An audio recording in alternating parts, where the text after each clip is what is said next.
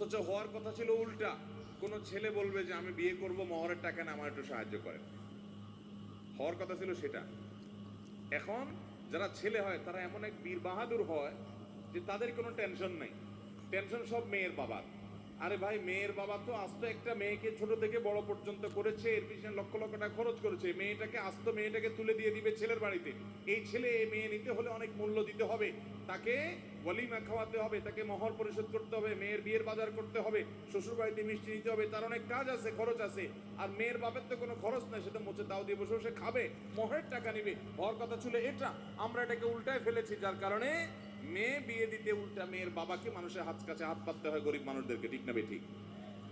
এই সমাজের অপসংস্কৃতি আমাদেরকে রুখতে হবে ভাইয়েরা আমার।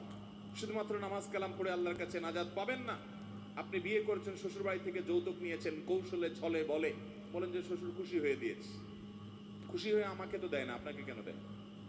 আপনার শ্বশুর খুশি হয়ে আপনাকে যে খাট কিনে দিছে, কই আমাকে তো একটা খাট দিল না যে হুজুর আপনার একটা খাট কিনে দিই। আচ্ছা আমি না হুজুর, মানুষ আমাকে দিবে, আর অন্যদেরকে তো দেয় না।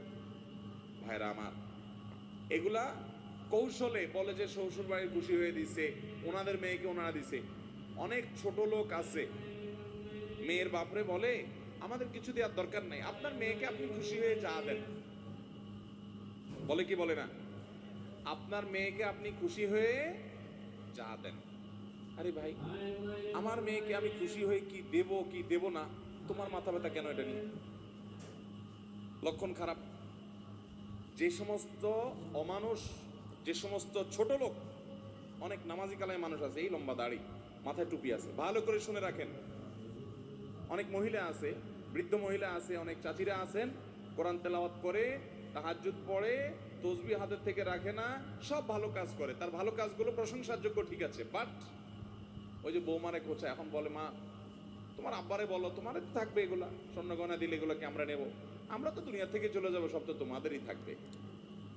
এই যে কৌশলে মেয়ের বাপের বাড়ি থেকে জিনিসপত্র আদায় করা, এটা হারাম।